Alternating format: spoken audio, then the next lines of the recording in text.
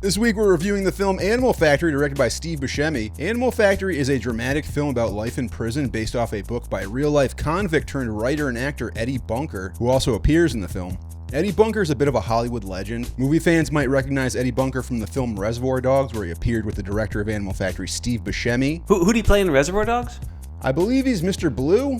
Oh, okay. Yeah, he's kind of one of the lesser seen guys, but it might be Eddie Bunker's best film role. Bunker was a criminal turned author turned screenwriter and actor who has written scripts for and appeared in 3 feature films: Straight Time in 1978 starring Dustin Hoffman, Runaway Train from 1985 starring John Voight and Eric Roberts, and also this film from the year 2000. At 17 years old, he was the youngest person ever incarcerated into San Quentin Penitentiary. I think that sort of idea definitely is showcased in this film. You know, just being so young in the prison system. Before you're really even a person, you haven't really figured out who you are yet. And here you are getting thrown into this system that, while it's a failing system, right? And I think this movie really does point out a lot of flaws in that. Animal Factory stars Edward Furlong and Willem Dafoe and features Danny Trejo, Mickey Rourke, Tom Arnold, Seymour Cassell, and Mark Boone Jr. It's a great ensemble cast, which the film really depends on because it's a very character-driven approach to a prison film. Willem Dafoe plays Earl Copen, a hardened and experienced convict on the inside, who takes the new inmate Ron Decker, played by Edward Furlong, under his wing. He becomes a mentor of sorts, the sort of mentor that also wants to rape you anally. The movie plays with a lot of power dynamics and male relationships in a way that's very unique. This movie really is a character-driven, non-sensational drama. I mean, there's sensational stuff, but it's not like there's a big, it's very human, realistic, super grounded, and I think that's what really worked for it. This movie does feel like a very realistic approach to a prison film. Right. And even like the rape and stuff that's in it is... it feels grounded. It feels realistic. It's disturbingly realistic. Right, because it's just part of it. I mean, it's just take someone from someplace and put them into a different, like a fish out of water. Fresh fish out of water. Yeah. The movie gets a 4 out of 5 for me because really it is kind of unique. It's really powerful performances. And it's really about the shortcomings of the penal system to rehabilitate criminals back to civilian life, when really it's just like an animal factory. It's a way to... When really they're trying to get shortcomings from their penal systems. I get it. It's a stretch, but it's a pun.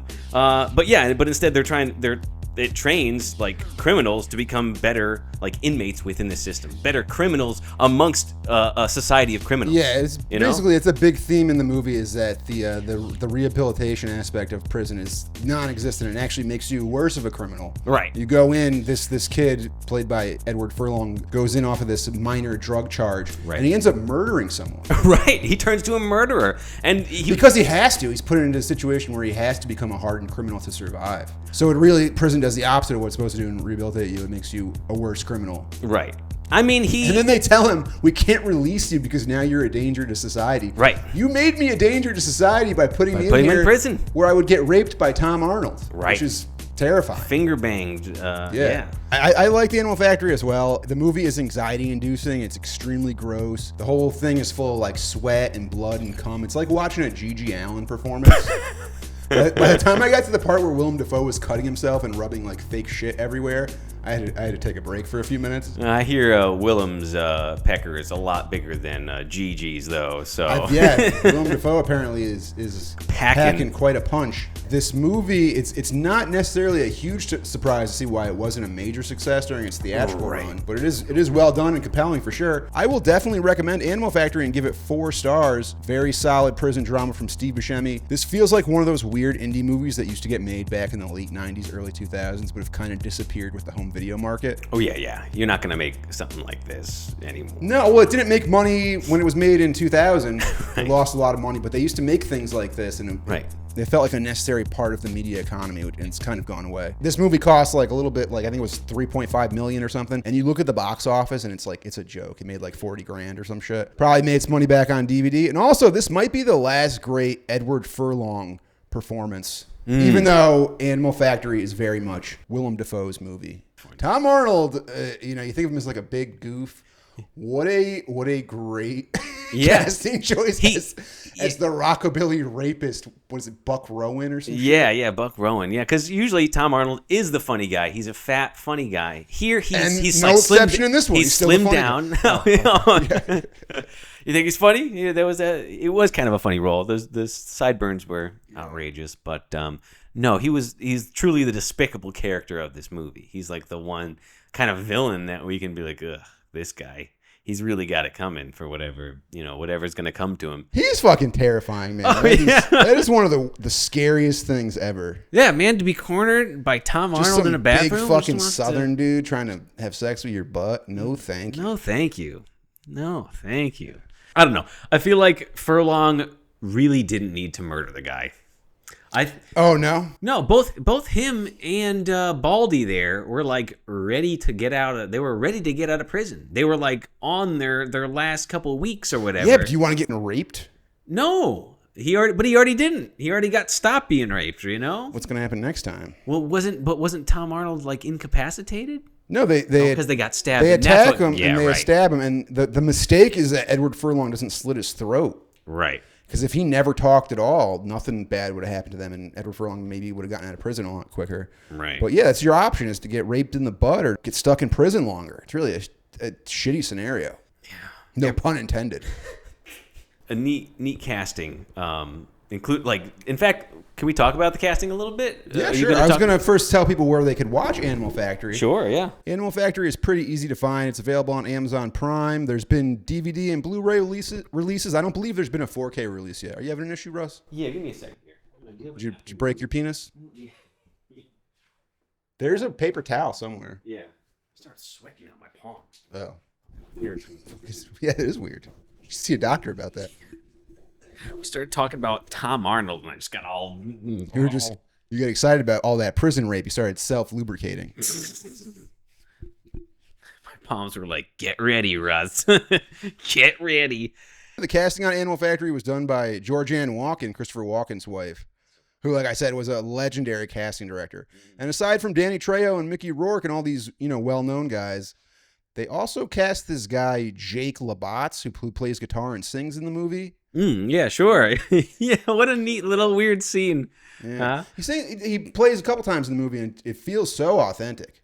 And then every time Mickey Rourke is on screen, I was fucking cracking up, dude. Oh, He's so good as the transvestite. Mickey Rourke was phenomenal in this movie. I think it's one of my favorite Mickey Rourke roles. And actually, I'd like to get a little bit into that. He plays Jan. He looks like fucking Betty Boop on steroids. It was before he really started to do a lot of work, I feel like, To his face. But let me give you a little history real quick on Mickey Rourke. He used to be, at one point, he was a bouncer for a trans strip club. I think he drew on those experiences and those interactions. Jan the actress, it looks like she's missing her front teeth. Yeah. And he actually had his front teeth removed for the role. He had a bridge in front, and he had him take it out, and they had him grind down his caps, so he just had missing front teeth.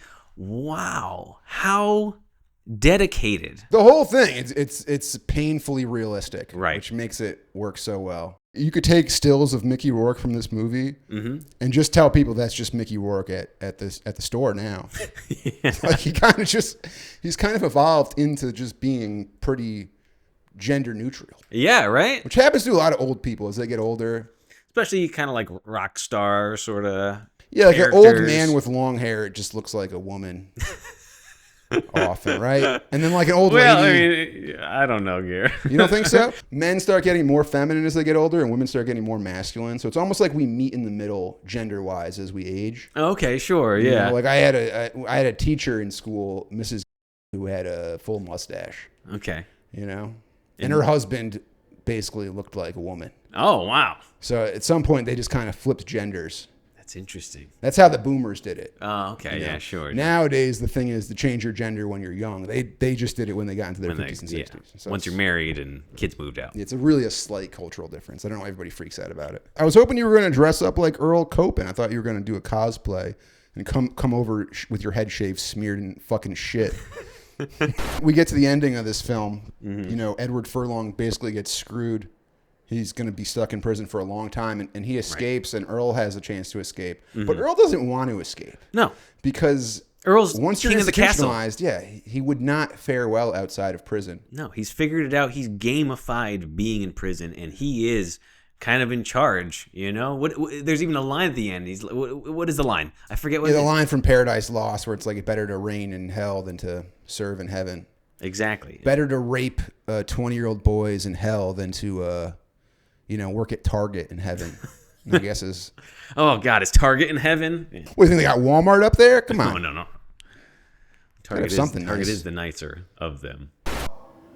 Now come down and eat my pussy. You wish. Oh.